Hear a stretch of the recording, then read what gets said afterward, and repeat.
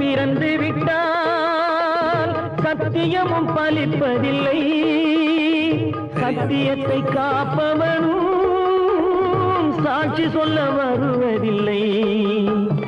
வழக்கு முடியவில்லை, மனிதரின் தீர்ப்புமில்லை.